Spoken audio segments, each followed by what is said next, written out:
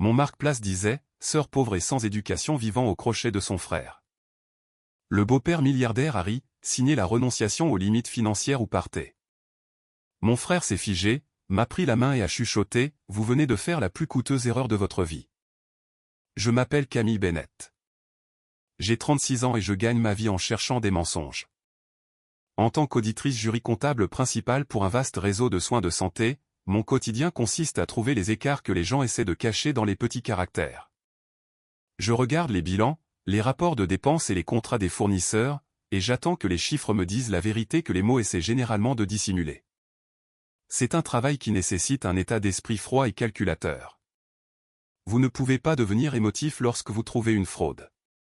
Vous rassemblez simplement les reçus. Mais je l'admets, le jour du mariage de mon petit frère, mon détachement professionnel avait complètement disparu. J'étais juste une sœur pleine d'une fierté écrasante et embarrassante. J'ai garé ma berline raisonnable de 5 ans devant le service de voiturier du Ashford Country Club. C'était le genre d'endroit où le gravier de l'allée coûtait probablement plus cher que ma première année de frais de scolarité universitaire. Tout dans ce lieu était poli, calme et excessivement cher. L'air lui-même semblait filtré pour éliminer toute trace du monde réel. J'ai tendu mes clés à un voiturier qui ressemblait à un mannequin de catalogue, j'ai lissé le devant de ma robe bleu foncé et je suis entré. Je n'étais pas venu à ce mariage en attendant une médaille. Je n'avais pas besoin d'un discours du marié sur la façon dont j'avais sacrifié ma vingtaine pour garder un toit au-dessus de sa tête après la mort de nos parents. Je ne voulais pas d'applaudissements pour les nuits où j'ai fait des doubles quarts de travail ou pour les milliers de dollars de dettes que j'ai contractées pour qu'il puisse aller à la faculté de droit. Je voulais juste voir Trevor heureux. Il avait 26 ans maintenant, il était beau, brillant et sur le point d'épouser une femme nommée Chloé, qui venait d'un monde tellement au-dessus de notre tranche d'imposition que cela me donnait un léger mal de tête rien que d'y penser. Chloé était douce, mais sa famille était riche de vieille fortune, un empire immobilier. Le genre de richesse où les gens arrêtent d'agir comme des êtres humains et commencent à agir comme des entreprises. Je suis entré dans la salle de réception et mon souffle s'est un peu coupé. La pièce était une mer d'orchidées blanches, de lustres en cristal et de tables recouvertes de soie lourde. C'était magnifique, mais c'était intimidant. J'ai aperçu Trevor près de l'avant, riant avec son garçon d'honneur. Il avait l'air d'être à sa place. C'était tout ce que j'avais toujours voulu, m'assurer qu'il puisse se tenir dans n'importe quelle pièce du monde et ne jamais se sentir inférieur. J'ai souri intérieurement, ressentant une lourde et chaleureuse satisfaction dans ma poitrine. J'ai commencé à naviguer dans le labyrinthe des tables pour trouver mon siège. Je supposais que je serais assise près de l'avant, peut-être pas à la table d'honneur, mais avec la famille immédiate. Au lieu de cela, le placeur m'a dirigé vers le bord tout au fond de la pièce, près des portes de la cuisine. Je ne me suis pas laissé déranger par cela. C'était un grand mariage. Les erreurs arrivent. J'ai trouvé la table. Elle était en grande partie vide, à l'exception de quelques parents âgés éloignés de la mariée qui se plaignaient déjà de la température. J'ai baissé les yeux vers l'assiette à bord doré, m'attendant à voir un beau morceau de calligraphie qui disait Camille Bennett, sœur du marié. Au lieu de cela, j'ai vu un rectangle de papier cartonné lourd. Je l'ai fixé. Mon cerveau, entraîné à traiter des données complexes en quelques secondes, a soudainement oublié comment lire l'anglais. J'ai cligné des yeux, me penchant légèrement en avant. Les lettres étaient imprimées à l'encre noire élégante et tourbillonnante. On y lisait « Sœur pauvre et sans éducation vivant au crochet de son frère ». Pendant environ 3 secondes, le monde a complètement cessé de tourner. J'ai senti une bouffée de froid remonter le long de ma colonne vertébrale pour s'installer à la base de ma nuque. J'ai cru que c'était une blague. J'ai cru que quelqu'un avait mélangé les cartes, mais ensuite les rires ont commencé. Ce n'était pas un rire fort et bruyant. C'était le petit rire étouffé, aigu et intentionnel de personnes qui avaient attendu la chute d'une blague. J'ai levé les yeux. À 3 tables de là, la famille élargie de la mariée m'observait. Quelques-unes des tantes avaient les mains sur la bouche. Un cousin me pointait ouvertement du doigt. Ils attendaient que je pleure. Ils attendaient que la pauvre fille du mauvais côté de la barrière s'effondre, fasse une scène et prouve qu'elle n'avait pas sa place dans leur club de campagne immaculé.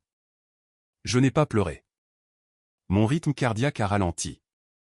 La sœur chaleureuse et fière est morte juste là, debout sur le tapis coûteux, et l'auditrice jury comptable a pris le relais. J'ai regardé la carte à nouveau.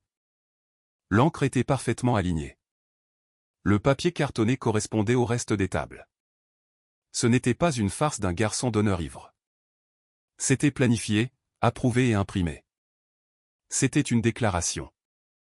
J'ai tendu la main, j'ai ramassé la carte et je l'ai glissée discrètement dans ma pochette. Pièce à conviction A. Je m'apprêtais à faire demi-tour et à franchir la porte, ravalant l'humiliation pour sauver le grand jour de mon frère, lorsqu'une ombre est tombée sur ma table. J'ai levé les yeux pour voir Arthur Sterling se tenir là. Arthur était le père de la mariée. C'était un homme qui portait des costumes sur mesure qui coûtaient plus cher que ma voiture. Et il avait ce genre de posture agressive qui vous disait qu'il avait l'habitude d'acheter n'importe quelle pièce dans laquelle il entrait. Il avait les cheveux argentés, un bronzage forcé et un sourire qui n'atteignait jamais vraiment ses yeux. Il n'avait pas l'air désolé. Il avait l'air profondément amusé. « Je vois que vous avez trouvé votre siège », a dit Arthur, gardant la voix basse pour que les tables environnantes n'entendent pas l'hostilité sous le ton poli.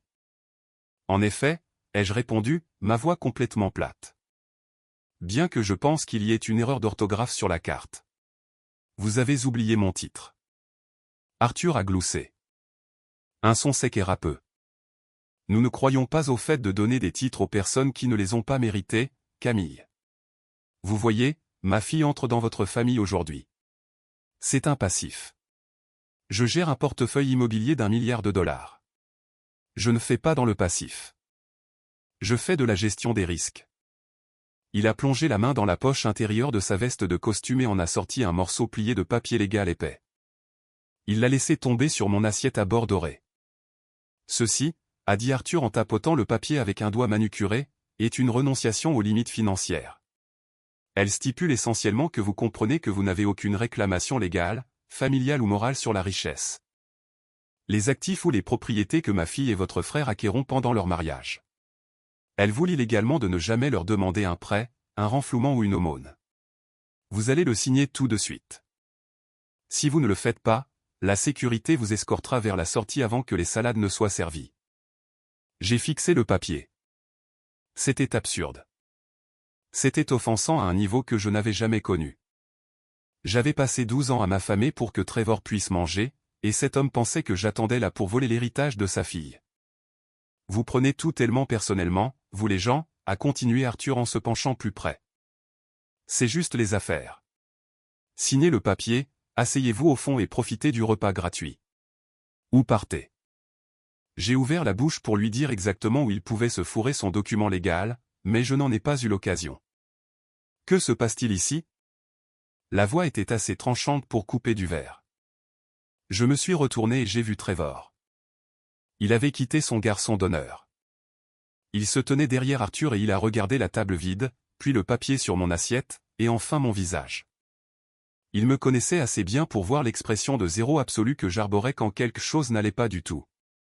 Je discute juste un peu avec ta sœur, Trevor, a dit Arthur, se retournant avec un sourire pratiqué et lisse. Je l'accueille dans la famille. Trevor l'a ignoré.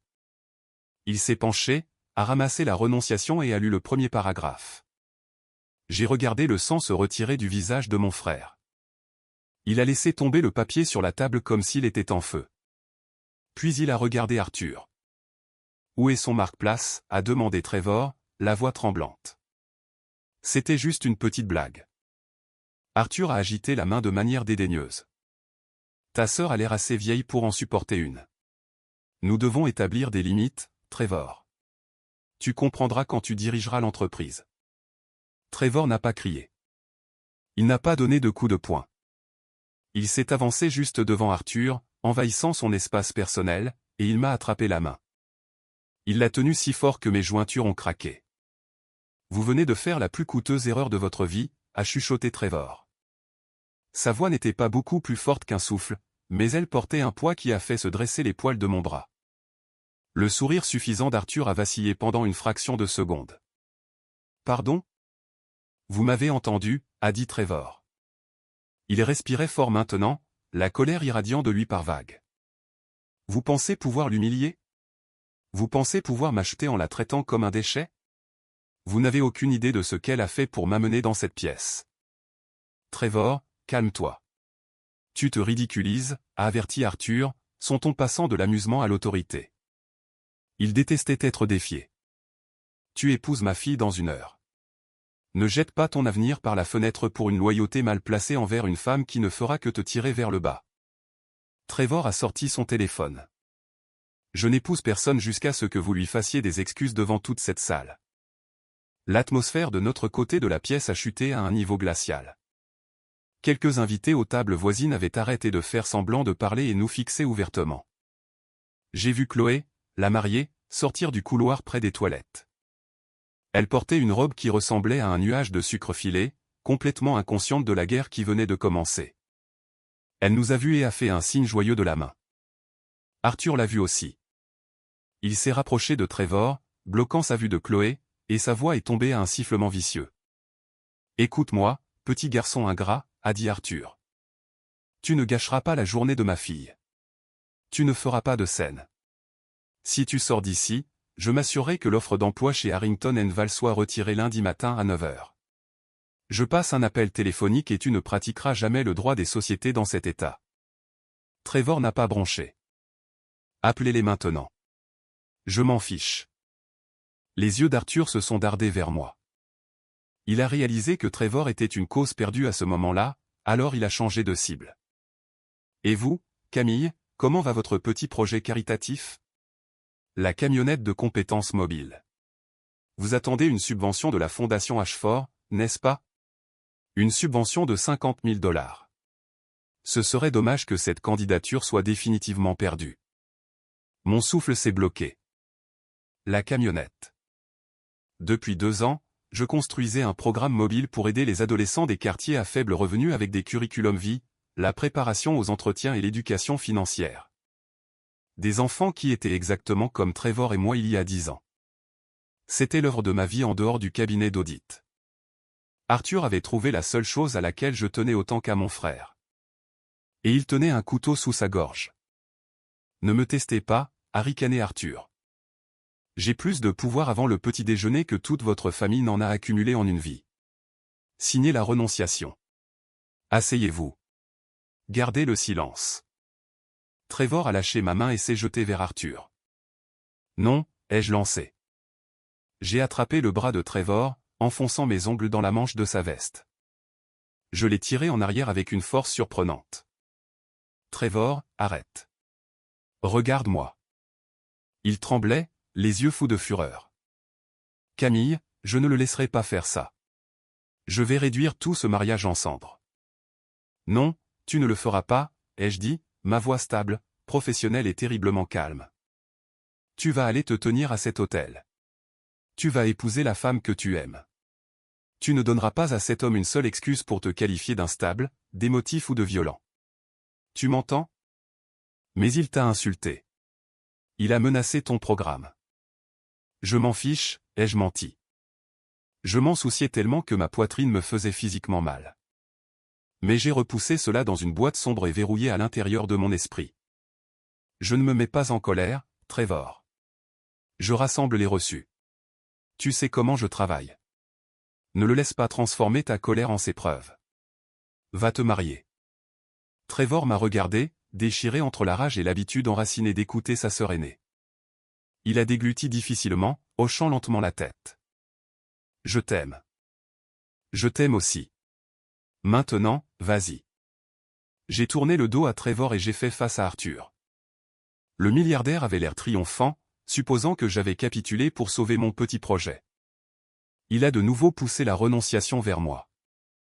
Je ne l'ai pas signé. Je ne l'ai même pas regardé. J'ai ramassé ma pochette, m'assurant que le dégoûtant marque-place était bien rangé à l'intérieur à côté de mon portefeuille. Vous pensez avoir gagné, ai-je dit doucement à Arthur. Vous pensez que l'argent vous rend immunisé contre les conséquences, mais vous avez fait une erreur fondamentale dans votre gestion des risques aujourd'hui, monsieur Sterling. Vous avez laissé une trace écrite. Je n'ai pas attendu sa réponse. J'ai tourné les talons et je suis sorti du Ashford Country Club. J'ai gardé la colonne vertébrale complètement droite. Je n'ai pas couru. Je n'ai pas regardé en arrière. Je suis passé devant le voiturier, je suis monté dans ma berline de 5 ans et je suis parti. J'ai conduit pendant 20 miles dans un silence total avant de m'arrêter sur un parking vide, j'ai agrippé le volant et j'ai laissé échapper une seule respiration saccadée. La guerre venait de commencer. Pour comprendre pourquoi un morceau de carton sur une table de mariage a failli me faire perdre la tête, il faut remonter 12 ans en arrière. Il faut comprendre comment une fille de 24 ans est devenue mère du jour au lendemain et comment une famille qui prêche la loyauté du sang peut vous vider de votre sang tout en vous souriant. C'était l'hiver 2014. J'avais 24 ans, je venais de sortir de l'université avec un diplôme en comptabilité et j'étais fiancé à un homme nommé Marc. J'avais un premier emploi, un premier appartement et une vie qui semblait parfaitement normale. Trevor avait 14 ans, un lycéen maladroit de première année qui aimait les jeux vidéo et détestait les mathématiques. Puis une autoroute verglacée et un conducteur ivre ont emporté nos parents. Juste comme ça, un coup de téléphone à 2 heures du matin et le monde s'est brisé en deux. Après les funérailles, notre famille élargie s'est réunie dans la petite maison de mes parents. L'air était lourd de l'odeur des ragoûts bon marché et de la fausse sympathie. Je me suis assise sur le canapé, engourdi, écoutant mes tantes et mes oncles discuter de ce qu'il fallait faire de Trevor. Personne ne m'a rien demandé. Ils ont juste parlé autour de moi. Nous n'avons tout simplement pas la place, a déclaré tante Suzanne en tapotant ses yeux secs avec un mouchoir. Avec nos 3 enfants, ajouter un adolescent est tout simplement impossible. Ma tension artérielle ne peut pas supporter un adolescent. L'oncle Robert est intervenu. De plus, Camille est tellement douée pour organiser les choses. Elle a toujours été la plus responsable. Incompétence armée.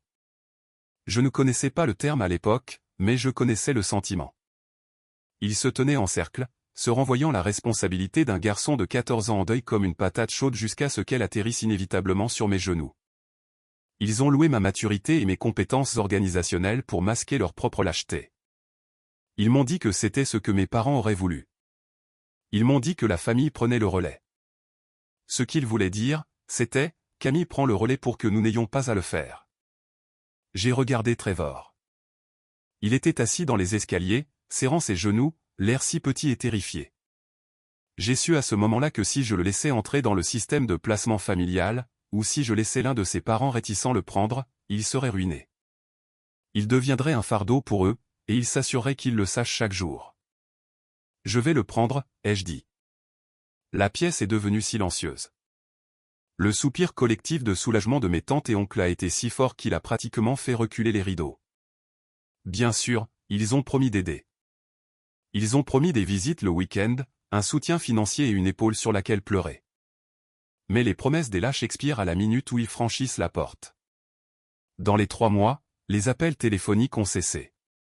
Les chèques de 20 $ par la poste ne sont jamais arrivés. J'étais complètement seul. Marc, mon fiancé, a essayé de rester un moment, mais un homme de 24 ans ne veut pas sortir avec une femme qui élève soudainement un adolescent, se bat pour la tutelle légale et passe ses week-ends à découper des coupons au lieu d'aller dans les bars. Nous avons rompu 6 mois plus tard. Je n'avais même pas l'énergie de pleurer sur lui. J'avais trop de calculs à faire. La police d'assurance vie que mes parents avaient laissée suffisait à peine à couvrir les funérailles et à rembourser leurs dettes restantes. J'ai dû quitter mon appartement et louer un minuscule 2 pièces plein de courant d'air près du lycée de Trevor pour qu'il n'ait pas à changer de district. J'ai pris un deuxième emploi. Le jour, j'étais comptable junior et je regardais des feuilles de calcul. La nuit, de 18h à minuit, je faisais de la saisie de données pour une entreprise de logistique. J'ai appris à dormir 4 heures par nuit et à survivre grâce au café noir et à la pure rancune. Je suis devenu une machine à calculer, à budgétiser et à organiser. J'ai suivi chaque centime qui entrait et sortait. Je savais exactement combien de jours un pain pouvait durer. Je savais la date exacte à laquelle la facture de chauffage était due et combien de jours je pouvais la laisser passer avant qu'il ne menace de la couper. Ma vingtaine n'a pas été consacrée à la découverte de soi, au voyage ou aux erreurs. Ma vingtaine a été un audit financier de survie. J'ai échangé ma jeunesse contre son avenir, et je l'ai fait de mon plein gré, mais je n'ai jamais oublié la famille qui est restée là et m'a regardé saigner financièrement tout en me tapotant dans le dos pour avoir été une bonne fille. La partie la plus difficile n'était pas le travail. La partie la plus difficile était de cacher le travail à Trevor. Je ne voulais pas qu'il grandisse en se sentant comme un fardeau.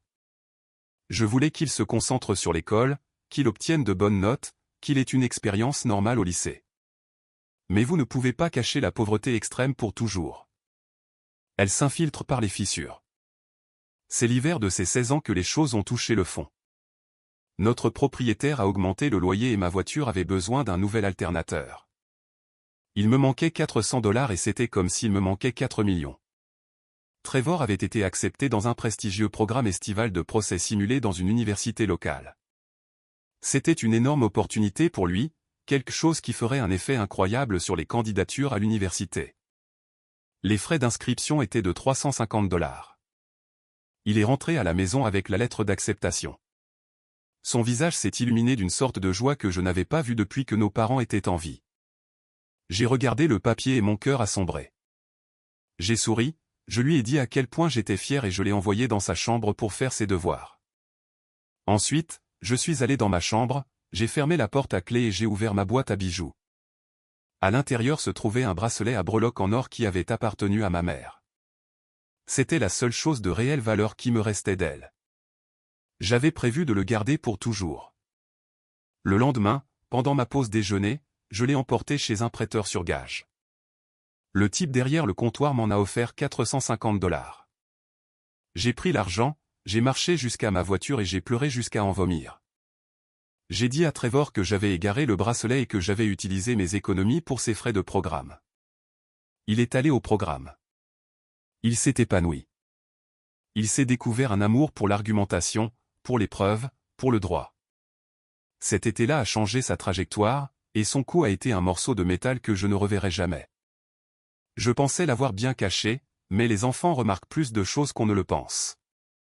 Un soir, quelques mois plus tard, je suis rentré de mon deuxième emploi à 00h30. J'étais épuisé, mes pieds me faisaient souffrir. Je suis entré dans la cuisine pour trouver Trevor assis à la petite table en stratifie. Il avait une pile de mon courrier devant lui, mes relevés bancaires. Le reçu du prêteur sur gage que j'avais stupidement oublié de déchiqueter. Il a levé les yeux vers moi et ses yeux étaient rouges. Il avait 17 ans maintenant, c'est presque un homme, mais il ressemblait à nouveau à ce garçon de 14 ans terrifié dans les escaliers. « Tu as vendu le bracelet de maman » a-t-il dit. Ce n'était pas une question. Je me suis figé. « Trevor, tu ne devrais pas fouiller dans mes affaires. Tu manges un bol de céréales pour le dîner 3 soirs par semaine » a-t-il continué, la voix brisée. Tu portes les mêmes chaussures avec un trou au talon. Tu as vendu le bracelet de maman pour ma colonie de vacances. Pourquoi ne me l'as-tu pas dit? Je n'y serais pas allé. Je pourrais trouver un travail. Je peux travailler. Non, ai-je dit sèchement, laissant tomber mon sac et marchant vers lui. Ton travail, c'est l'école. Ton travail, c'est de sortir d'ici. Mon travail, c'est de payer les factures. Ce n'est pas juste pour toi, Camille, a-t-il crié en frappant du poing sur la table. Tu as tout abandonné. Tu n'as pas de vie. Je me suis assise en face de lui et j'ai tendu la main à travers la table, attrapant ses mains. Écoute-moi, ai-je dit, ma voix tombant à un murmure féroce. Nous n'obtenons pas ce qui est juste. Nous obtenons ce pour quoi nous travaillons. Je fais cela pour qu'un jour personne ne puisse jamais te dire ce que tu peux ou ne peux pas faire. Je fais cela pour que tu puisses entrer dans n'importe quelle pièce et la dominer. Je me fiche du bracelet. Je me soucie de ton diplôme. Il a pleuré alors et je l'ai laissé faire. Il m'a promis qu'il ferait en sorte que cela en vaille la peine. Il m'a promis qu'il me rembourserait chaque centime. Je lui ai dit que le seul remboursement que je voulais était qu'il obtienne son diplôme en tête de sa classe. Et il l'a fait. Il a obtenu une bourse complète pour une université décente, puis s'est frayé un chemin dans une école de droit de premier plan grâce à une combinaison de bourses et de prêts que j'ai co-signés. Il a gravi les échelons, brillant et implacable. Nous avons forgé un lien cette nuit-là qui allait plus loin que celui de frères et sœurs. Nous étions les survivants d'une guerre que personne d'autre n'avait vue. J'étais son bouclier, et il était ma preuve que ce sacrifice n'avait pas été vain. C'est pourquoi le petit marque-place d'Arthur Sterling n'était pas seulement une blague. C'était une profanation des 12 années de sang que j'avais versées pour mettre mon frère dans cette pièce. Trevor a rencontré Chloé lors de sa 2e année de droit. Elle préparait une maîtrise en histoire de l'art, ce qui est le genre de diplôme que l'on n'obtient que si sa famille a suffisamment d'argent pour ne jamais avoir à travailler un seul jour de sa vie. Quand Trevor m'a parlé d'elle pour la première fois, j'étais sceptique. J'avais peur qu'il ne soit pas à la hauteur. Mais quand j'ai rencontré Chloé, j'ai été surprise. Elle parlait doucement, était sincèrement gentille et désespérément naïve quant au monde. Elle portait des vêtements de créateur, mais ne semblait pas se soucier des marques. Elle aimait Trevor pour son dynamisme, son intelligence et le fait qu'il était la personne la plus terre à accent grave terre qu'elle ait jamais rencontrée. Le problème n'était pas Chloé. Le problème était l'empire d'où elle venait. J'ai rencontré Arthur Sterling 6 mois avant le mariage. Trevor et Chloé m'ont invité à un dîner dans une brasserie haut de gamme de la ville. Le genre d'endroit où les serveurs portent des gants blancs et balaient les miettes de la table avec une minuscule brosse en argent. Arthur est arrivé avec 20 minutes de retard, ne s'est pas excusé et a immédiatement pris le contrôle de la table. Il a commandé un vin qui coûtait plus cher que mon loyer mensuel sans demander à personne d'autre ce qu'il voulait. Il a passé les 40 premières minutes à parler de ses parties de golf et de sa dernière acquisition immobilière commerciale. Quand il a finalement tourné son attention vers moi, j'ai eu l'impression d'être mise sous le microscope par un scientifique qui trouvait le spécimen dégoûtant. Alors, Camille, a dit Arthur en faisant tourner son verre de vin. Trevor me dit que vous êtes comptable. Auditrice jury comptable, les jeux corrigés poliment. Je me spécialise dans la conformité des soins de santé et la détection des fraudes. Fascinant, a-t-il dit, bien que son ton suggéra que c'était tout sauf une carrière très fonctionnelle. Trevor parle de vous en termes élogieux. Il dit que vous l'avez pratiquement élevé. Nous avons pris soin l'un de l'autre, ai-je dit, gardant mes réponses brèves. Oui, la version sentimentale des événements. Arthur a gloussé. Il a regardé Chloé, puis moi à nouveau. Trevor est un garçon intelligent. Il a du potentiel. Bien sûr, le potentiel a besoin du bon environnement pour s'épanouir. Il a besoin des bonnes connexions, du bon vernis. Il a utilisé le mot vernis comme quelqu'un d'autre pourrait utiliser le mot eau de Javel. Il voulait dire effacer tout ce qui concernait les origines de Trevor. Trevor est arrivé jusqu'ici par son propre mérite, ai-je dit, mes instincts d'auditrice s'éveillant. J'analysais ses mots, je cartographiais sa stratégie de conversation. Il établissait sa domination. Il marquait son territoire. Le mérite est un mythe vendu à la classe ouvrière pour les occuper, a souri Arthur. Un dévoilement de dents froids et prédateurs. Le succès est une question de levier et de capital. Des choses auxquelles Trevor aura accès maintenant, à condition qu'il comprenne où va sa loyauté. J'ai regardé Trevor. Il serrait fortement sa serviette sous la table, la mâchoire crispée. Il voulait me défendre, se défendre, mais il essayait de jouer le jeu pour l'amour de Chloé. Chloé avait l'air mal à l'aise, fixant son assiette. Elle avait été élevée pour supporter les brimades de son père, les prenant à tort pour de la protection.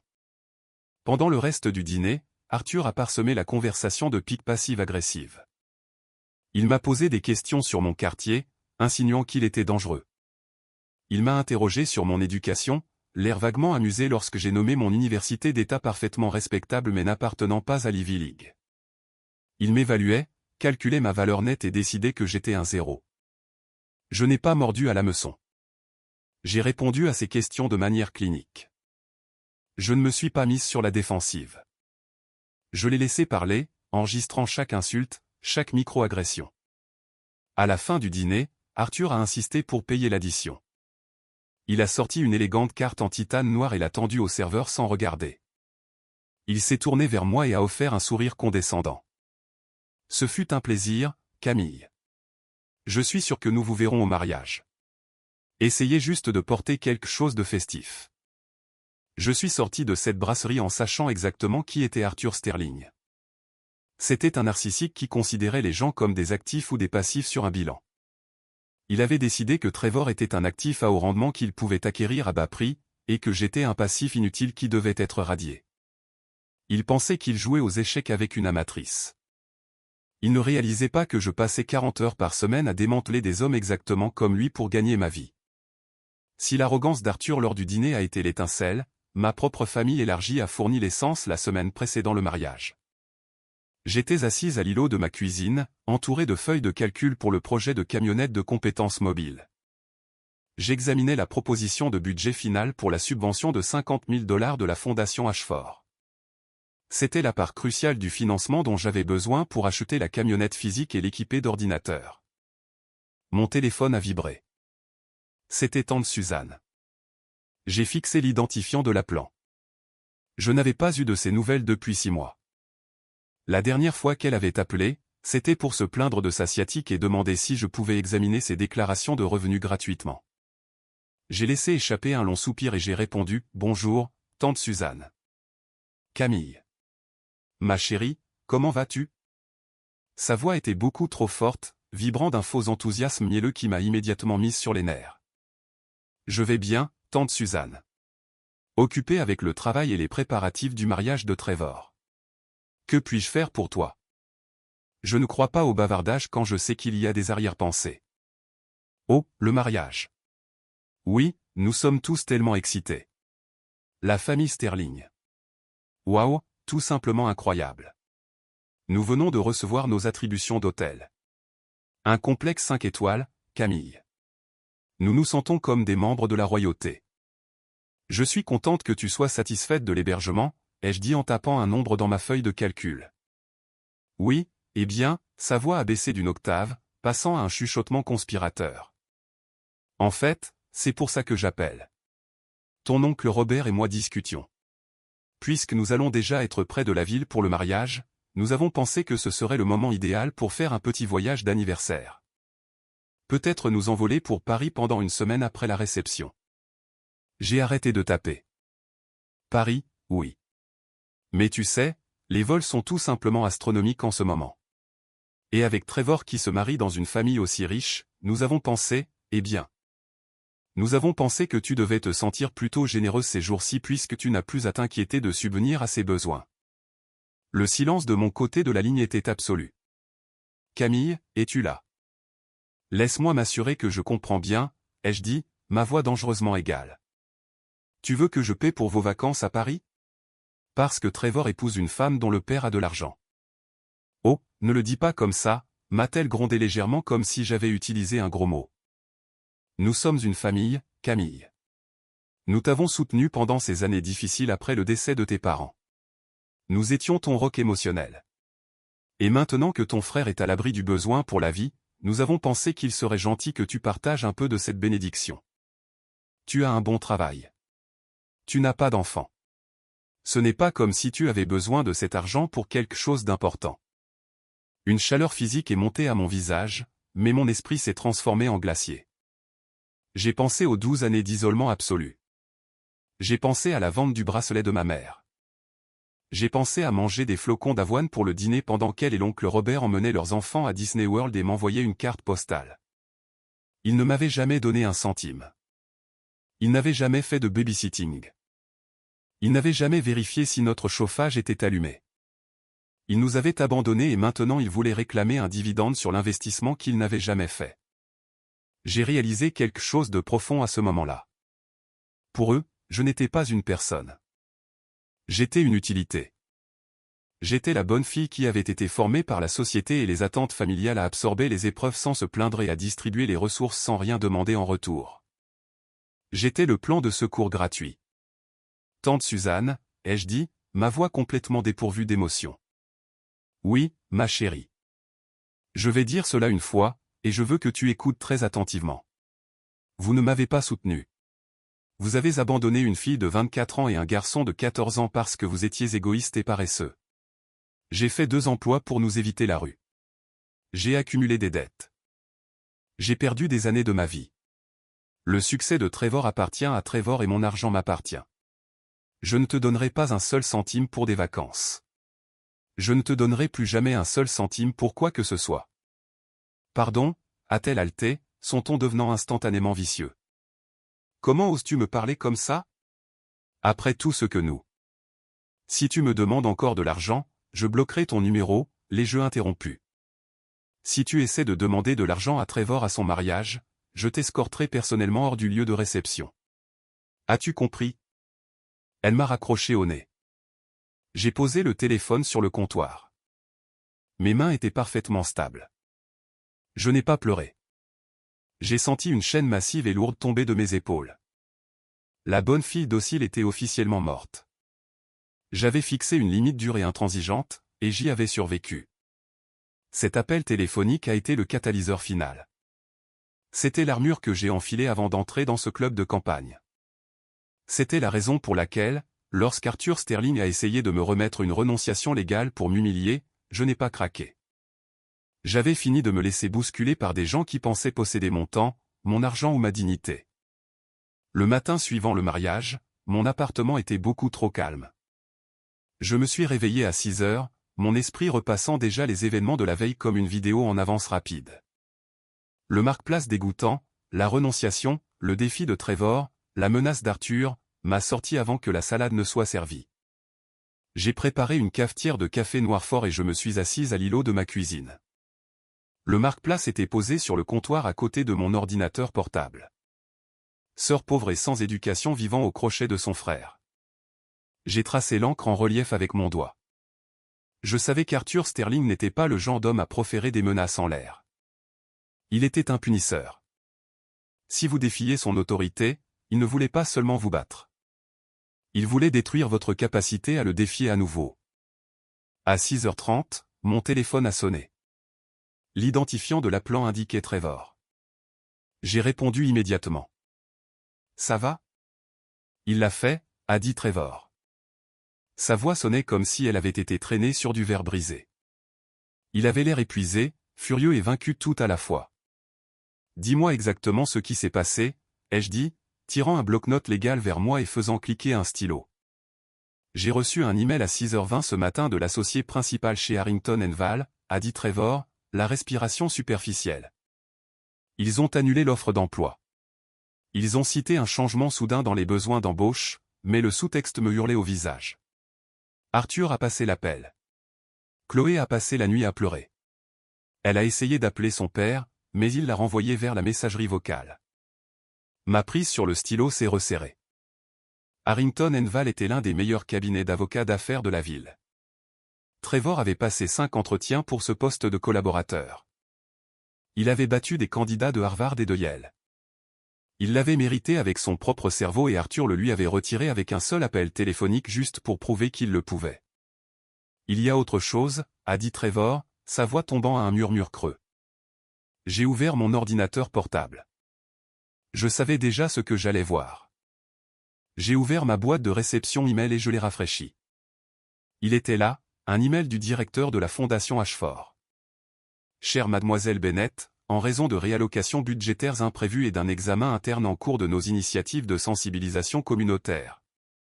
Nous avons le regret de vous informer que la demande de subvention pour la camionnette de compétences Second Chance a été définitivement gelée. Nous n'irons pas de l'avant avec le financement pour le moment. J'ai fixé l'écran. 50 000 $, la camionnette, les ordinateurs portables, le point d'accès au débit pour que les enfants l'utilisent. Disparu. Parce que l'ego fragile d'un milliardaire avait été meurtri lorsqu'une femme qu'il jugeait inférieure avait refusé de signer un morceau de papier. « Camille, es-tu là ?» a demandé Trevor. « Je suis là. »« Je vais tout publier » a dit Trevor, sa colère s'enflammant soudainement à nouveau. « Je vais aller sur LinkedIn, sur Twitter, sur Reddit. Je vais dire à tout le monde exactement ce qu'il a fait. Je vais ruiner sa réputation. »« Non, tu ne le feras pas, » ai-je dit sèchement. Pourquoi pas? Il a ruiné ma carrière. Il a ruiné ton projet. Parce que si tu publies maintenant, tu publies avec rage, ai-je expliqué, passant entièrement à mon personnage professionnel. Si tu publies une diatribe juste après ton mariage, que dit Arthur? Il tourne ça à son avantage. Il appelle son équipe de relations publiques. Il dit que son nouveau gendre est émotionnellement instable. Il dit que tu es un jeune homme mécontent qui pique une colère parce que tu n'as pas eu droit à une aumône. Il utilisera ta colère pour valider ses actions auprès du conseil d'administration. Alors que faisons-nous? Le laisser gagner, tout simplement? Nous ne publions pas avec rage, Trevor. Nous publions avec des preuves, ai-je dit en fixant le marque-place. Arthur pense qu'il se bat contre la pauvreté. Il pense qu'il se bat contre un couple de pauvres gosses qui ne savent pas comment fonctionne le monde. Mais il se bat contre une auditrice. J'ai besoin que tu viennes ici. Amène Chloé et apporte absolument chaque morceau de papier, chaque email, chaque contrat qu'Arthur t'a jamais demandé de signer. Qu'est-ce que tu vas faire? Je vais faire mon travail, ai-je dit. Je vais suivre l'argent. Au moment où Trevor et Chloé sont arrivés à mon appartement 2 heures plus tard, l'îlot de ma cuisine ressemblait à une salle de crise. J'avais 2 moniteurs externes branchés sur mon ordinateur portable, une pile de surligneurs codés par couleur et 3 blocs-notes Lego différents. Chloé avait l'air terrible. Elle portait un pantalon de survêtement et l'un des vieux sweats à capuche de Trevor, les yeux gonflés et rouges. La mariée de conte de fées d'hier avait complètement disparu, remplacée par une jeune femme réalisant que son père était un monstre. « Je suis tellement désolé, Camille, a dit Chloé, se tenant maladroitement dans l'embrasure de la porte. Je jure que je ne savais pas pour le marque-place. Je ne savais pas qu'il allait menacer le travail ou la subvention. Assieds-toi, Chloé, ai-je dit en désignant un tabouret. Je sais que tu ne le savais pas. Tu n'es pas la cible ici, mais j'ai besoin de ton aide. Trevor a laissé tomber un lourd sac de coursier en cuir sur le comptoir. C'est tout. Le bail de l'appartement qu'il a co-signé, les documents de prêt automobile qu'il a mis en place, le contrat prénuptial que nous avons refusé de signer, et un tas de paperasses aléatoires qu'il a dit n'être que des trucs administratifs pour les prestataires du mariage. Bien, ai-je dit. Chloé, ton père est le président-directeur général de Sterling Holdings, n'est-ce pas? C'est une société cotée en bourse. Oui, a-t-elle hoché la tête en s'essuyant les yeux. Ce qui signifie que leurs bénéfices trimestriels, les divulgations des membres du conseil d'administration et les acquisitions majeures sont déposées auprès de la Commission des valeurs mobilières. Ce sont des archives publiques si l'on sait où chercher. Je me suis fait craquer les jointures. Arthur pense qu'il est invincible parce qu'il a de l'argent. Mais l'argent laisse une trace écrite. Les gens qui sont si arrogants, qui pensent être au-dessus des lois, deviennent toujours négligents. Ils prennent des raccourcis parce qu'ils croient que personne n'est assez intelligent ou assez courageux pour vérifier leurs calculs. Pendant les 6 heures suivantes, mon appartement est resté silencieux, à l'exception des clics frénétiques de ma souris et du bruissement du papier. J'étais dans mon élément. C'était de la pure virtuosité professionnelle. Je ne discutais pas avec l'émotion. Je fouillais dans les données. J'ai extrait les formulaires annuels publics de Sterling Holdings. J'ai commencé à examiner leurs récentes acquisitions, en particulier dans le secteur de l'immobilier commercial. Arthur s'était vanté lors de ce dîner à la brasserie d'un nouveau projet de développement d'hôtels de luxe massif au centre-ville. Il avait dit que ce serait le joyau de sa couronne. J'ai recoupé les taxes foncières, les permis de zonage et les investisseurs répertoriés. J'ai cherché les signaux d'alarme que mes années de jury comptabilité m'avaient entraîné à repérer. Sociétés écrans, financement circulaire, actifs surévalués utilisés comme garantie pour des prêts à haut risque. Trouver quelque chose, ai-je marmonné vers 14 heures. Trevor a levé les yeux de la pile de contrats de prestataires qu'il était en train d'organiser. Quoi? Le projet d'hôtel du centre-ville, ai-je dit en surlignant une section sur mon écran. Sterling Holdings prétend que la propriété a été évaluée de manière indépendante à 150 millions de dollars pour garantir le prêt de construction auprès de leur banque principale. Mais regarde les permis de zonage. La ville n'a même pas approuvé le rezonage commercial pour l'ensemble du pâté de maisons. La moitié du terrain qu'ils prétendent développer est encore zoné pour un usage industriel. L'évaluation est follement gonflée sur la base d'approbation qu'ils n'ont pas légalement. C'est illégal, a demandé Chloé, les yeux écarquillés. Ça s'appelle de la fraude bancaire, ai-je dit clairement. Faire de fausses déclarations sur la valeur d'un actif pour garantir un financement est une infraction fédérale. Et Arthur a signé la déclaration lui-même. Mais aussi satisfaisant que cela puisse être, c'était un crime d'entreprise. Il faudrait des années à la Commission des valeurs mobilières pour enquêter. J'avais besoin de quelque chose d'immédiat. J'avais besoin de quelque chose de personnel. J'avais besoin du couteau qu'Arthur essayait de planter dans le dos de mon frère. J'ai tourné mon attention vers les papiers physiques que Trevor avait apportés, les trucs administratifs. J'ai commencé à lire un document apparemment inoffensif intitulé Accord de consolidation des fournisseurs. Arthur avait dit à Trevor de le signer, prétendant qu'il s'agissait simplement de rationaliser la facturation des organisateurs de mariage et des traiteurs. En lisant les petits caractères, mon sang s'est glacé. Le détachement professionnel a disparu, remplacé par une vague de pure rage protectrice. Trevor, ai-je dit, ma voix dangereusement calme. As-tu lu cet accord de fournisseur avant de le signer? Pas attentivement, a admis Trevor, l'air coupable. Il me l'a mis sous le nez pendant que j'essayais de coordonner le dîner de répétition.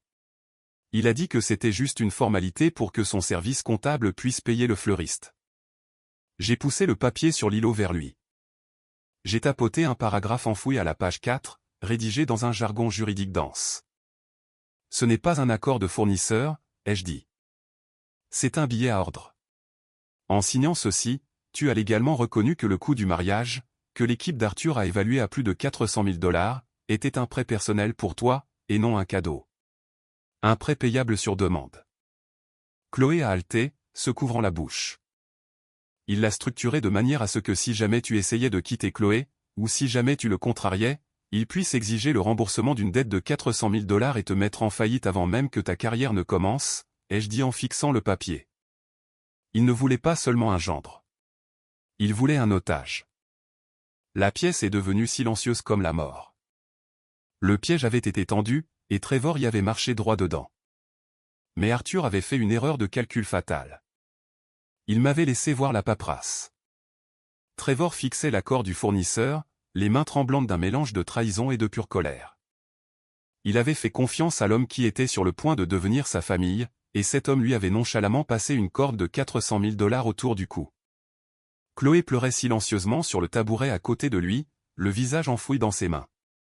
Elle avait passé toute sa vie à croire que son père était strict mais finalement protecteur. Maintenant, elle regardait la preuve indéniable qu'il considérait tout le monde, même le mari de sa propre fille, comme un actif à exploiter et à contrôler. J'ai retiré le document, je l'ai glissé dans une pochette en plastique transparent et je l'ai placé dans un dossier chemise neuf. Pièce à conviction B. Je suis tellement désolé, Trevor, a chuchoté Chloé, la voix brisée. Je n'avais aucune idée qu'il ferait quelque chose comme ça. Je savais qu'il était autoritaire. Mais ça, c'est diabolique. Ce n'est pas de ta faute, Chloé, a dit Trevor, passant un bras autour de ses épaules. Il a embrassé le sommet de sa tête, sa colère s'adoucissant en une véritable affection pour la femme qu'il aimait. Il nous a menti à tous les deux. Chloé a essuyé ses yeux et a pris une profonde inspiration tremblante. Elle s'est assise plus droite, et j'ai vu un éclair de résolution dans ses yeux que je n'avais jamais vu auparavant. L'étudiante naïve en histoire de l'art s'effaçait, remplacée par une femme qui réalisait qu'elle devait choisir entre l'empire dans lequel elle avait été élevée et l'homme qu'elle aimait réellement. Il y a autre chose, a dit Chloé. Elle a plongé la main dans la poche de son sweat à capuche trop grand et a sorti son téléphone. Après ton départ du mariage, Camille, les choses sont devenues très tendues. Mon père agissait de manière complètement normale, serrant des mains, buvant du champagne, mais il n'arrêtait pas de disparaître dans le bureau privé à côté de la salle de bal principale. Elle a déverrouillé son téléphone et a ouvert son application de mémos vocaux. Ma cousine Sarah essayait de trouver un endroit calme pour nourrir son bébé, a expliqué Chloé. Elle est allée dans le petit salon à côté du bureau. La porte était entr'ouverte. Elle a entendu mon père parler à son investisseur principal. Sarah sait comment il devient. Elle l'a déjà vu détruire des gens dans notre famille auparavant. Elle a eu peur, alors elle a appuyé sur enregistrer sur son téléphone et l'a pressé contre l'entrebâillement de la porte. Elle me l'a envoyé ce matin juste après que le cabinet d'avocats ait annulé l'offre de Trevor. Chloé a posé le téléphone sur l'îlot de la cuisine et a appuyé sur lecture. L'audio était un peu étouffé, mais la voix retentissante et arrogante d'Arthur était incomparable. La famille Bennett est une blague. La voix d'Arthur résonnait du petit haut-parleur. La sœur pensait vraiment qu'elle allait s'asseoir à la table d'honneur. J'ai demandé à mon assistante d'imprimer un marque-place spécial pour lui rappeler sa place. Vous auriez dû voir son visage. Ces pauvres gens font toujours en sorte que leurs petites histoires de survie aient l'air si saintes, mais c'est vraiment juste un échec avec une meilleure narration. La voix d'un autre homme, vraisemblablement l'investisseur, Harry. Et le marié? Ne posera-t-il pas problème? Trevor est un garçon intelligent, mais il cherche désespérément de l'approbation, a répondu Arthur. La glace dans sa voix me retournait l'estomac. Il a signé le billet à ordre consolidé hier sans même lire les petits caractères. Il pense que c'est un contrat de fournisseur. S'il sort un jour durant ou s'il essaie un jour d'éloigner ma fille de ma sphère d'influence, j'exigerai le remboursement de la dette. Il me remboursera jusqu'à ses 60 ans. Et quant à la sœur, j'ai déjà appelé Harrington & Val. Je leur ai dit que s'ils l'embauchaient, mon entreprise retirerait tous nos honoraires juridiques. Puis j'ai appelé la fondation et j'ai tué sa petite subvention caritative. D'ici lundi, ils reviendront tous les deux en rampant, mendiant une aumône. Nous leur enseignons la rareté. C'est comme ça qu'on achète la loyauté. L'enregistrement s'est arrêté. Le silence dans ma cuisine était absolu. La pure méchanceté calculée de ses paroles flottait dans l'air comme une fumée toxique. Il ne m'avait pas seulement insulté. Il avait activement conspiré pour ruiner la carrière d'un jeune homme et transformer un mariage en arme pour son propre amusement. Je n'ai pas crié. Je n'ai rien jeté. J'ai senti une clarté froide et vive m'envahir le cerveau. La dernière pièce du puzzle venait de me tomber dans les mains. J'ai tendu la main et j'ai soigneusement branché le téléphone de Chloé à mon ordinateur portable. « Qu'est-ce que tu fais ?» a demandé Trevor. « Je sauvegarde ce fichier audio sur mon disque dur, mon serveur cloud sécurisé et une clé USB physique, » ai-je dit, mes doigts volant sur le clavier. Arthur pense qu'il opère dans l'ombre. Il pense que son argent achète le silence. Mais en ce moment, nous avons des preuves documentées qu'il admet un piège financier, une ingérence d'entreprise et une manipulation émotionnelle extrême. J'ai terminé les sauvegardes, éjecté la clé USB et je l'ai placée dans un troisième dossier chemise. Pièce à conviction C. La trace écrite était complète. Le pare-feu était construit. Arthur Sterling avait passé toute sa vie à construire un empire sur l'intimidation, et j'allais l'auditer pour l'envoyer directement 6 pieds sous terre. Mercredi matin, mon plan était complètement formulé. J'avais passé 3 nuits blanches à compiler les données, à recouper les dépôts de la Commission des valeurs mobilières, à mettre en évidence les évaluations immobilières frauduleuses et à imprimer chaque email et chaque contrat. Tout était soigneusement organisé en 3 dossiers épais et lourds. Je ne voulais pas confronter Arthur par téléphone, et je ne voulais certainement pas le faire dans un lieu public où il pourrait esquiver ou s'éloigner. J'avais besoin de lui sur son propre territoire. J'avais besoin qu'il se sente complètement en sécurité, complètement aux commandes, pour que lorsque le sol se déroberait sous ses pieds, le choc soit absolu. J'ai rédigé un email court et très professionnel et je l'ai envoyé à son assistante de direction. J'ai demandé une réunion privée de médiation familiale au domaine Sterling pour samedi matin. J'ai déclaré que Trevor, Chloé et moi souhaitions parvenir à une résolution à l'amiable concernant les récents revers professionnels et les limites financières qu'il avait proposées au mariage. Moins d'1 heure plus tard, j'ai reçu une réponse. Arthur avait accepté. Il avait même insisté pour que son avocat personnel de la famille soit présent pour rédiger les accords de confidentialité finaux. C'était parfait. Il pensait que je venais capituler. Il pensait que je venais supplier pour que Trevor récupère son emploi et demander un chèque pour disparaître discrètement. Le samedi matin est arrivé gris et couvert. Je me suis habillé méticuleusement. Je n'ai pas porté de tailleur, ce qui aurait donné l'impression que je faisais trop d'efforts, mais je n'ai pas porté de jean non plus. J'ai porté une robe noire sur mesure, des chaussures plates simples et mes cheveux tirés en arrière en un chignon strict. Je ressemblais exactement à ce que j'étais, une auditrice jury comptable principale entrant dans une salle de conférence pour livrer un rapport financier fatal. Trevor est passé me prendre. Il portait un costume sombre, le visage figé dans une ligne dure et intransigeante. Chloé était assise sur le siège passager, regardant silencieusement par la fenêtre. Aucun de nous n'a beaucoup parlé pendant le trajet d'1 heure jusqu'à Westchester. Il n'y avait plus rien à dire. La stratégie était en place. Nous nous sommes arrêtés devant les immenses portes en fer forgé du domaine Ashford. Les portes se sont ouvertes automatiquement et nous avons remonté une longue allée sinueuse bordée de vieux chênes. La maison elle-même ressemblait moins à une maison et plus à une forteresse construite pour empêcher le reste du monde d'entrer. Une gouvernante en uniforme a ouvert l'immense porte d'entrée et nous a conduits en silence dans un long couloir décoré de peintures à l'huile et de vases antiques. Nos pas résonnaient sur les sols en marbre. Elle a ouvert des doubles portes en acajou, nous introduisant dans le bureau privé d'Arthur. La pièce sentait le cuir cher, le scotch single malt et le vieux papier. Arthur était assis derrière un immense bureau en chêne, adossé à sa chaise comme un roi tenant sa cour.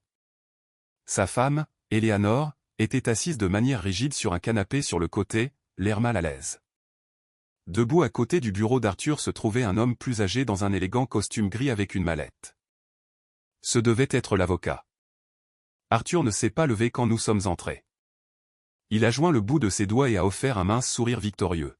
« Bienvenue » a dit Arthur, sa voix dégoulinant de condescendance. « Je suis heureux que vous ayez tous fini par retrouver la raison. Asseyez-vous, s'il vous plaît. Soyons efficaces. J'ai un départ au golf à 13 heures. J'ai pris la chaise directement en face de son bureau. Trevor et Chloé se tenaient derrière moi, présentant un front uni. J'ai posé mon grand sac fourre-tout en cuir noir sur le sol à côté de mes pieds. « Arthur », ai-je dit doucement. « Merci d'avoir accepté de nous voir. » « Eh bien, vous ne m'avez pas laissé beaucoup de choix, Camille.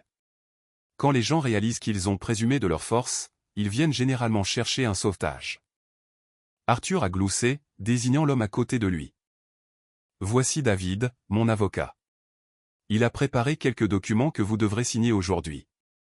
Des accords de confidentialité standard, un contrat post-nuptial révisé pour Trevor, et une généreuse indemnité de départ pour vous, Camille.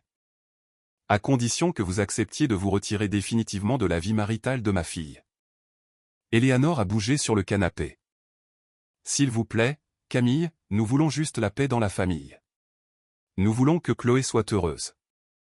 Si vous prenez simplement l'argent et prenez du recul, tout peut redevenir normal. » J'ai regardé Eleanor. C'était une femme qui avait échangé sa colonne vertébrale contre une carte de crédit platine il y a des décennies. J'ai ressenti un bref éclair de pitié pour elle, mais je l'ai rapidement éteint. « J'apprécie l'offre, Eleanor, » ai-je dit, gardant un ton parfaitement neutre. « Mais avant que quiconque ne signe quoi que ce soit, je pense que nous devons revoir exactement comment nous en sommes arrivés là. » Arthur a levé les yeux au ciel et a soupiré dramatiquement. « Oh, pour l'amour du ciel! Allons-nous vraiment faire le numéro de la victime émotionnelle? Je n'ai pas le temps pour une séance de thérapie, Camille. Indiquez simplement votre chiffre. » Je me suis adossé à ma chaise et j'ai croisé les jambes. « Je n'ai pas de chiffre, Arthur. J'ai un ordre du jour, et vous allez vous asseoir là et écouter. » L'expression suffisante d'Arthur s'est durcie en un regard furieux. Il s'est penché en avant, posant ses coudes sur le lourd bureau en chêne. Il n'était pas habitué à ce qu'on lui dise quoi faire dans sa propre maison. « Pardon », a claqué Arthur. Vous entrez chez moi après avoir ruiné la réception de mariage de ma fille avec votre sortie dramatique et vous voulez fixer un ordre du jour? C'était ça. La manœuvre classique d'Arvo. Nier, attaquer, inverser la victime et l'agresseur. J'avais lu des articles à ce sujet dans des séminaires de psychologie concernant les suspects de fraude d'entreprise. Lorsqu'ils sont confrontés, ils nient leurs actions, attaquent la crédibilité de la personne qui les confronte et inversent le récit pour devenir la victime d'une attaque déraisonnable. J'ai ruiné la réception, ai-je demandé, ma voix restant égale. Oui, vous l'avez fait, a dit Arthur, élevant légèrement la voix, s'échauffant à son propre récit. J'ai fait une petite blague légère sur un marque-place. Une petite taquinerie familiale pour vous souhaiter la bienvenue dans le monde réel. Et au lieu de le prendre avec grâce, vous avez piqué une crise. Vous avez fait pleurer ma fille. Vous avez essayé de monter Trevor contre la famille qui essaie de l'élever. Avez-vous la moindre idée de combien ce mariage m'a coûté? Plus de 400 000 $.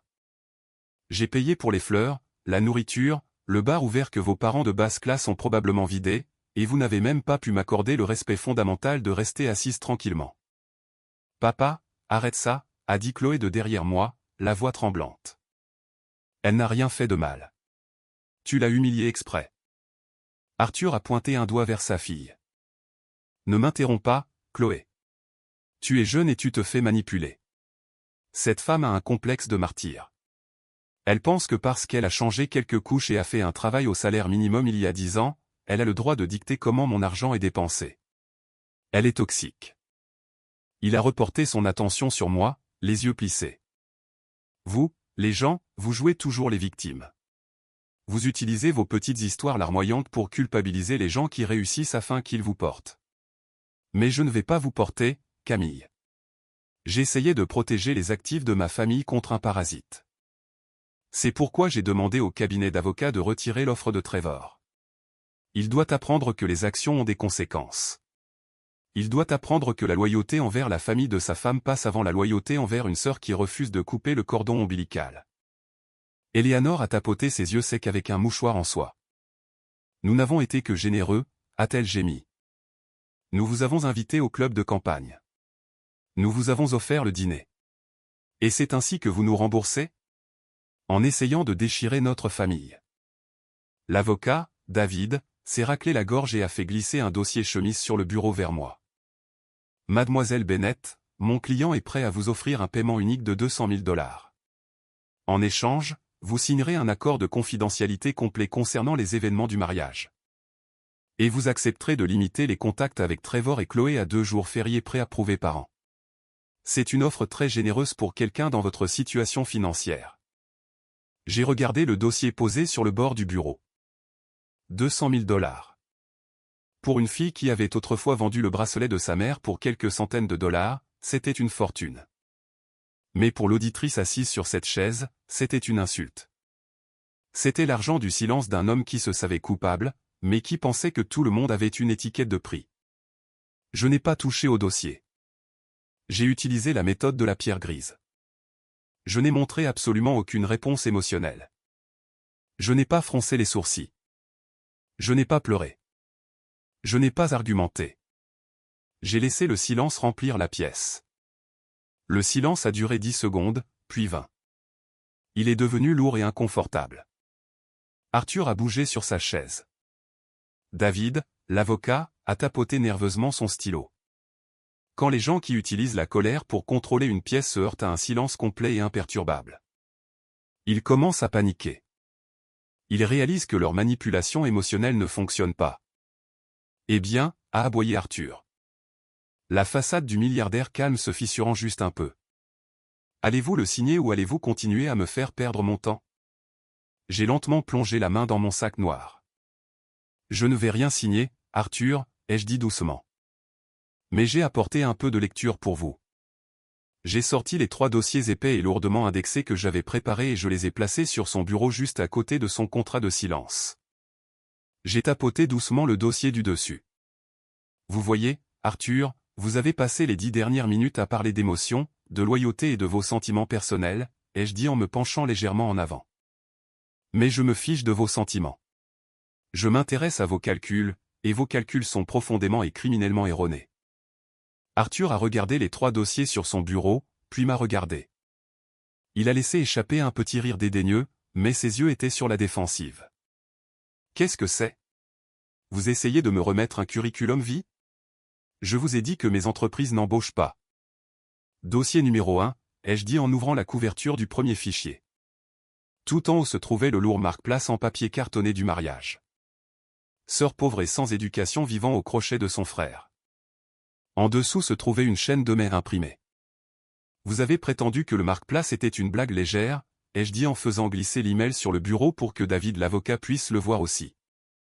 Mais ceci est une chaîne de mail de votre assistante de direction à l'organisateur du mariage datée de 3 jours avant la cérémonie. Elle ordonne explicitement à l'organisateur d'imprimer cette phrase exacte et de s'assurer qu'elle soit placée directement à ma place avant l'arrivée des invités. Elle inclut également une note disant « Monsieur Sterling veut s'assurer qu'elle comprenne le message », ce qui établit l'intention préméditée de causer une détresse émotionnelle et une humiliation publique. C'est un problème civil mineur, mais cela en dit long sur le caractère. Arthur a ricané. Vous avez piraté la boîte mail de mon assistante. C'est illégal, Camille. Vous creusez votre propre tombe. Je n'ai rien piraté, ai-je répondu calmement. L'organisateur du mariage était en copie de l'email. Chloé a simplement demandé à l'organisateur de lui transférer la correspondance concernant le plan de table. C'était tout à fait légal. Mais passons au dossier numéro 2. Celui-ci est beaucoup plus intéressant. J'ai ouvert le deuxième dossier. À l'intérieur se trouvait l'accord de consolidation des fournisseurs que Trevor avait signé. Voici le document que vous avez poussé mon frère à signer au milieu du chaos du dîner de répétition, ai-je dit.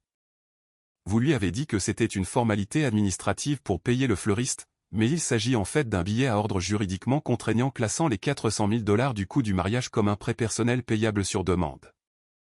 David l'avocat s'est redressé, son attitude professionnelle s'effaçant. Il a regardé Arthur sous le choc. Arthur, avez-vous fait rédiger cela par un autre cabinet? Je n'ai jamais vu ce document. C'est juste une garantie, a lâché Arthur, le visage rougissant. Pour protéger Chloé s'il essaie un jour de lui prendre la moitié de ses biens lors d'un divorce. C'est un piège financier et un vice de consentement, les jeux corrigés en regardant directement l'avocat. Vous avez trompé un marié pour qu'il signe une dette massive sous de faux prétextes. N'importe quel juge de cet État rejetterait cela et vous sanctionnerait probablement pour intention malveillante. Mais honnêtement, Arthur, essayer de mettre mon frère en faillite n'est que votre deuxième plus gros problème aujourd'hui. J'ai tendu la main et ouvert le troisième et plus épais dossier. Il était rempli de feuilles de calcul, de cartes de zonage et de déclarations de la Commission des valeurs mobilières surlignées. Parlons du projet d'hôtel de luxe au centre-ville, ai-je dit. La température dans la pièce a semblé chuter de 10 degrés. Arthur s'est complètement figé. Vous avez affirmé qu'une évaluation indépendante valorisait la propriété inachevée à 150 millions de dollars, que vous avez ensuite utilisé comme garantie pour obtenir un prêt de construction de 80 millions de dollars de vos prêteurs principaux. Arthur a dégluti difficilement. Mes déclarations d'entreprise ne vous regardent pas. Ce sont des archives publiques, Arthur, et je suis auditrice jury comptable. C'est littéralement mon travail de les lire, ai-je dit, ma voix fendant l'air comme un scalpel. J'ai recoupé la propriété avec la commission de zonage de la ville. Vous n'avez pas les permis de rezonage commercial pour la moitié arrière de ce pâté de maison. Le terrain est toujours zoné industriel. Une véritable évaluation indépendante valoriserait cette propriété à peut-être 40 millions tout au plus. Vous avez gonflé la valeur de l'actif de plus de 100 millions de dollars pour escroquer la banque afin qu'elle vous donne de l'argent. C'est un mensonge, a grogné Arthur en se levant de sa chaise. Vous interprétez mal des structures immobilières complexes. J'interprète une fraude bancaire, ai-je riposté sans rompre le contact visuel. Et si vous voulez en discuter, nous pouvons faire appel à la commission des opérations de bourse pour faire une médiation. Avant qu'il ne puisse répondre, j'ai sorti mon téléphone de ma poche. Je l'ai posé sur le dossier financier, j'ai mis le volume au maximum et j'ai appuyé sur lecture sur le fichier audio que la cousine de Chloé avait enregistré. La propre voix d'Arthur a rempli le bureau silencieux. La sœur pensait vraiment qu'elle allait s'asseoir à la table d'honneur. Il a signé le billet à ordre consolidé hier sans même lire les petits caractères. J'ai déjà appelé Harrington & Val. Puis j'ai appelé la fondation et j'ai tué sa petite subvention caritative. Nous leur enseignons la rareté. C'est comme ça qu'on achète la loyauté. L'enregistrement a pris fin. Eleanor regardait son mari la bouche ouverte, horrifié. David, l'avocat, se frottait les tempes, ressemblant à un homme qui calculait ses propres responsabilités pour faute professionnelle. Et Arthur Sterling, le roi milliardaire de l'immobilier, s'est lentement enfoncé dans son fauteuil en cuir. Il m'a regardé et, pour la première fois depuis que je l'avais rencontré, l'arrogance avait entièrement disparu. Il était terrifié. Le silence qui a suivi l'enregistrement était lourd, étouffant et absolument magnifique. Je suis resté parfaitement immobile, laissant Arthur mariner dans le gâchis toxique qu'il s'était créé. Il avait construit toute sa vie sur l'hypothèse que les personnes qui l'écrasaient n'auraient jamais les ressources ou l'intelligence pour se défendre. Il avait apporté un chéquier à un combat au couteau et je venais d'apporter une guillotine. David, l'avocat, a été le premier à parler. Il a fermé sa mallette d'un coup sec et s'est levé. Arthur, a dit David, sa voix entièrement dépourvue de la déférence qu'il avait montrée 10 minutes plus tôt. Je ne peux pas vous représenter dans des affaires impliquant une fraude bancaire fédérale potentielle, pas plus que je ne peux être partie prenante à une extorsion concernant une ingérence dans l'emploi. Je vous conseille vivement de ne pas dire un mot de plus sans la présence d'un avocat de la défense pénale. Asseyez-vous, David, a sifflé Arthur, la panique s'infiltrant finalement dans son ton. Ne soyez pas dramatique. C'est un conflit familial. C'est un désastre, l'a corrigé David froidement. Il m'a regardé, a fait un bref hochement de tête respectueux et est sorti du bureau sans se retourner. Sans son bouclier juridique, Arthur était entièrement exposé. Il a regardé sa femme, mais Eleanor s'est recroquevillée dans le canapé, serrant son gilet autour de ses épaules. Elle voulait l'argent et le prestige, mais elle ne voulait pas du scandale. Enfin, Arthur a regardé sa fille. Chloé, chérie, a essayé Arthur en affichant un sourire pathétique et implorant. Tu sais comment je parle. C'est juste de la bravade pour les affaires. J'essayais juste de m'assurer que Trevor était sérieux quant au fait de subvenir à tes besoins. Dis-lui de supprimer cet enregistrement. Chloé est sortie de derrière ma chaise. Elle a baissé les yeux vers son père, et la déception dans ses yeux était plus lourde que n'importe quelle colère ne pourrait jamais l'être. Tu ne voulais pas qu'il subvienne à mes besoins, papa, a dit Chloé doucement. Tu voulais le posséder. Tu voulais me posséder. Tu as menacé de ruiner une association caritative communautaire innocente juste pour punir Camille de ne pas s'être prosternée devant toi. J'en ai fini. Je pars et je ne prends pas un seul centime de ton argent. Le visage d'Arthur est devenu violet. Il a réalisé que la manipulation émotionnelle était complètement morte. Il est revenu à sa seule arme restante, l'argent liquide. Il a sorti un lourd chéquier du tiroir de son bureau et a attrapé un stylo plume en or. Sa main tremblait réellement. « Bien, vous avez gagné, » a dit Arthur, la voix rauque. « Vous voulez jouer dur? Fixez votre prix, Camille. 500 000, 1 million. Je vais vous faire un chèque tout de suite. Vous prenez les dossiers, vous supprimez le fichier audio et vous sortez d'ici. Vous pourrez financer 10 de vos stupides camionnettes mobiles. Dites juste le chiffre. » J'ai regardé le chéquier. 1 million de dollars. C'était assez d'argent pour changer ma vie pour toujours. C'était assez pour effacer chaque souvenir des appartements glacials, du prêteur sur gage et des doubles quarts de travail. C'était la tentation ultime. J'ai souri. Ce n'était pas un sourire heureux. C'était le sourire froid et fatigué d'une auditrice qui avait trouvé le résultat net. « Rangez votre chéquier, Arthur, » ai-je dit doucement. Il a arrêté d'écrire, l'air confus. 2 millions. C'est ma dernière offre. Vous ne comprenez toujours pas, ai-je dit en me levant et en lissant la jupe de ma robe. Vous pensez que tout le monde est à vendre parce que vous êtes à vendre. Vous pensez que l'argent est la seule monnaie qui compte. Mais je n'ai pas passé 12 ans à sacrifier ma vie pour mon frère juste pour me retourner et vendre sa dignité à un tyran avec un compte bancaire. J'ai tendu la main par-dessus le bureau et j'ai ramassé les 3 dossiers, les glissant à nouveau dans mon sac. Je ne suis pas ici pour négocier un règlement, lui ai-je dit en le regardant droit dans les yeux. Je suis ici pour vous signifier un avis. Lundi matin, l'avocat de Trevor, un avocat indépendant, déposera une motion pour annuler ce billet à ordre frauduleux. Vous ne le contesterez pas. Deuxièmement, vous allez appeler la fondation Ashford et rétablir la subvention de 50 000 $ pour la camionnette de compétence Second Chance. Vous le ferez avant midi lundi. Et si je fais tout ça, a demandé Arthur en transpirant légèrement. Vous enterrez les dossiers? Non, ai-je répondu, ma voix dure comme de la pierre. Les dossiers contenant vos dépôts frauduleux auprès de la commission des opérations de bourse et vos évaluations gonflées ont déjà été programmés pour une livraison automatisée à la commission des valeurs mobilières. Au procureur général de l'État et aux responsables de la conformité de votre banque prêteuse principale. Ils se déclencheront mardi matin. Rien de ce que vous ferez ne les arrêtera. La mâchoire d'Arthur s'est décrochée. Vous ne pouvez pas faire ça. Vous allez détruire mon entreprise. Je n'ai rien détruit, ai-je dit. J'ai juste fait les calculs. Vous l'avez détruite vous-même. J'ai tourné le dos au milliardaire, j'ai attrapé mon sac et j'ai marché vers la porte. Trevor et Chloé m'ont suivi juste derrière.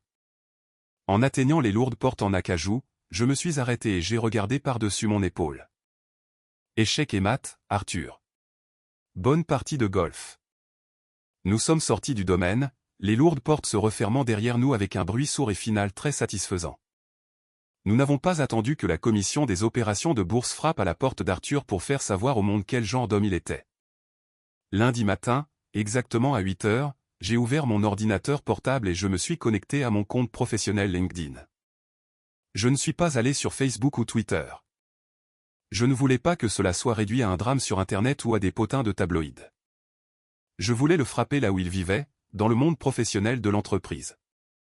J'ai rédigé un long message méticuleusement formulé. Je n'ai pas utilisé d'insultes ni d'hyperboles émotionnelles. J'ai écrit une étude de cas objective sur l'abus de pouvoir d'entreprise pour exercer une vengeance personnelle. J'ai décrit comment un éminent président-directeur général de l'immobilier avait utilisé son influence pour faire pression sur un cabinet d'avocats de premier plan afin qu'il retire une offre d'emploi à un candidat hautement qualifié simplement en raison d'un désaccord familial personnel. J'ai décrit comment ce même président-directeur général avait appelé une fondation caritative pour geler une subvention destinée à des adolescents défavorisés par pure méchanceté. J'ai joint une photo fortement expurgée du marque-place, brouillant les noms mais laissant le message toxique clairement visible. J'ai également joint l'email de son assistante prouvant que la carte était préméditée. J'ai terminé le message par une question simple. Quand avons-nous décidé qu'avoir une valeur nette élevée excuse un manque total d'intégrité humaine fondamentale?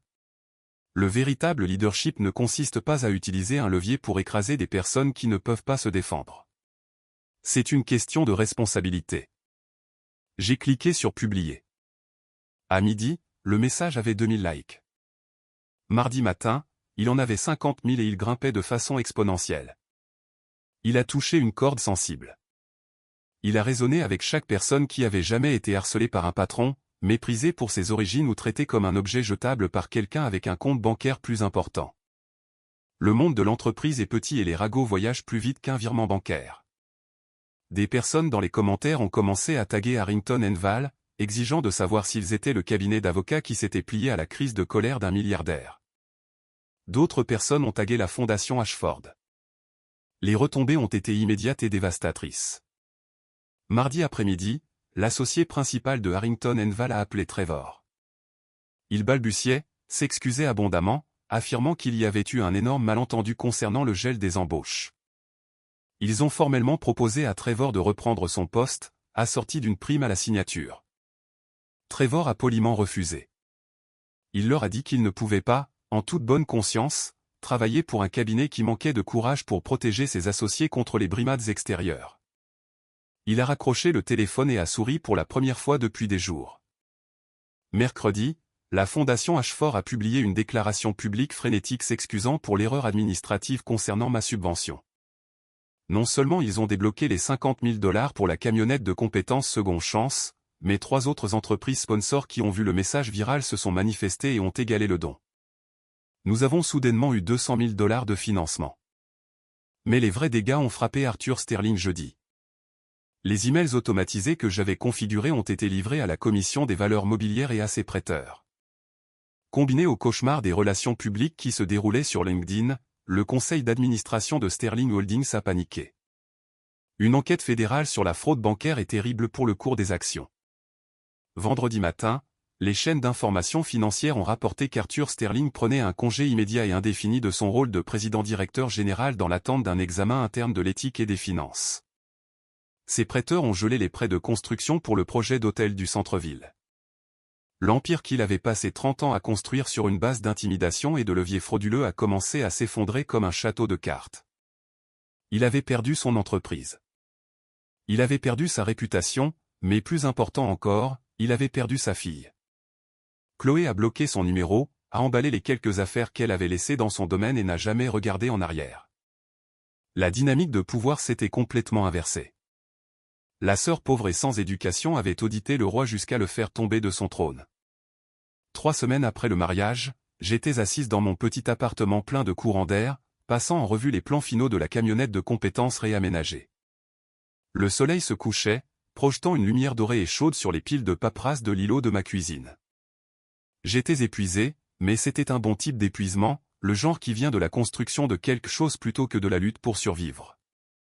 Il y a eu un coup lourd à ma porte. Je n'attendais personne. Je me suis approché, j'ai regardé par le Judas et j'ai laissé échapper un lent soupir. C'était Arthur Sterling.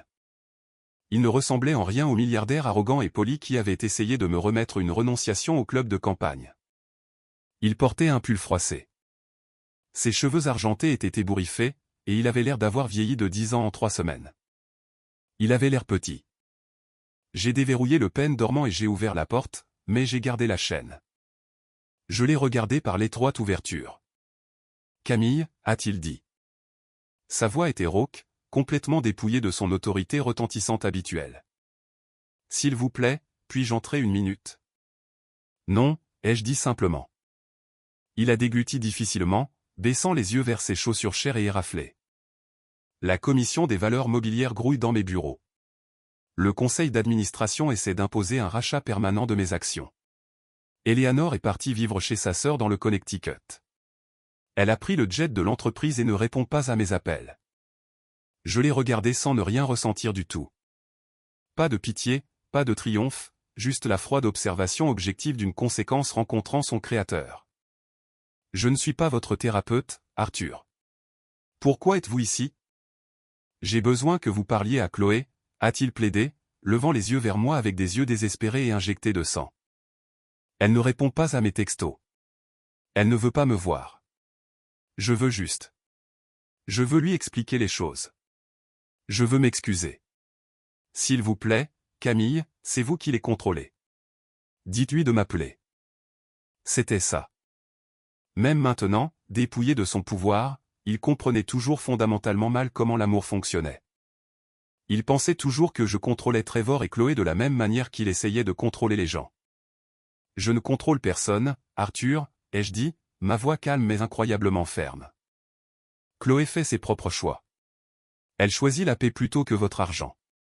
Elle choisit un mari qui la respecte plutôt qu'un père qui la considère comme une propriété. J'essayais juste de la protéger, a-t-il argumenté, un bref et pathétique éclair de son ancien tempérament revenant. J'ai construit cet empire pour elle.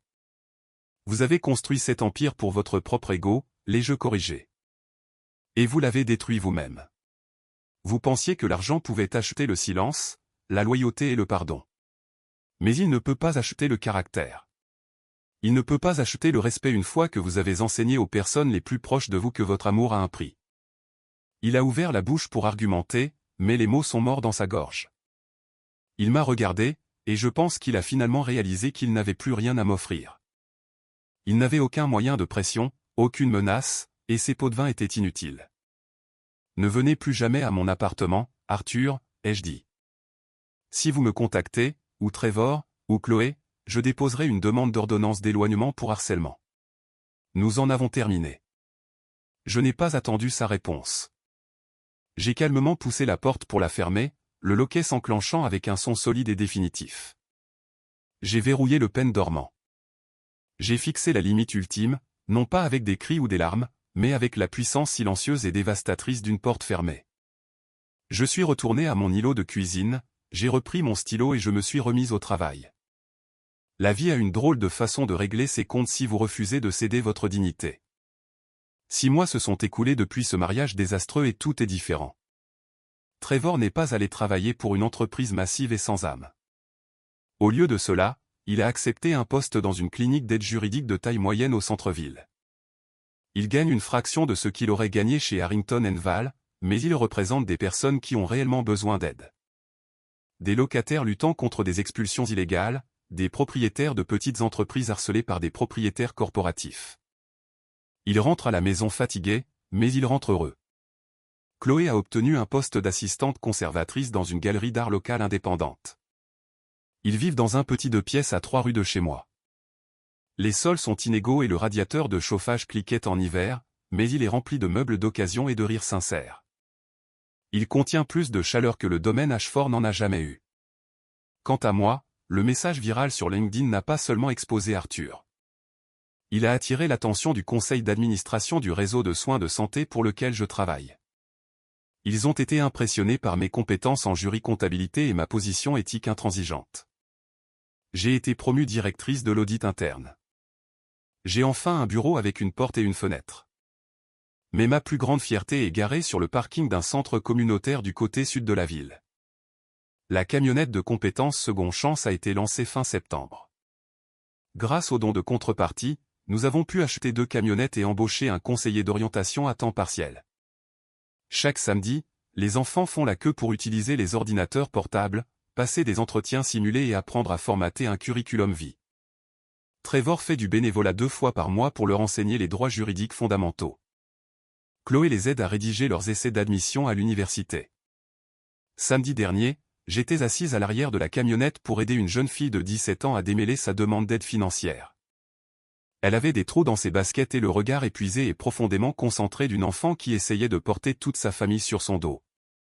J'ai reconnu ce regard. J'avais l'habitude de le voir dans le miroir tous les jours. Quand nous avons enfin cliqué sur soumettre pour la candidature, elle m'a regardé, les yeux remplis de larmes. Merci, a-t-elle chuchoté. Personne ne m'avait jamais montré comment faire ça auparavant. Je lui ai souri, un vrai sourire sincère. Tu as fait le travail difficile, lui ai-je dit. Je t'ai juste aidé à lire les petits caractères. En la regardant s'éloigner, se tenant un peu plus droite qu'avant, j'ai pensé au lourd marque-place en papier cartonné qui se trouve actuellement dans un cadre sur le bureau de mon bureau à la maison. Sœur pauvre et sans éducation vivant au crochet de son frère. Arthur Sterling pensait qu'il utilisait cette carte pour définir ma valeur. Il pensait pouvoir utiliser l'humiliation pour me remettre à ma place. Mais il avait tort. Ma valeur n'a jamais été liée à son compte bancaire. Et ma place n'a jamais été à l'arrière de ces fausses pièces polies. Ma place est juste ici dans le monde réel, transformant la douleur de mon passé en une feuille de route pour l'avenir de quelqu'un d'autre. J'ai survécu à l'incendie. J'ai gardé mon frère en sécurité. Et j'ai construit une vie que personne ne pourra jamais acheter, menacer ou m'enlever. Je n'ai pas seulement gagné le jeu. J'ai audité tout ce foutu système.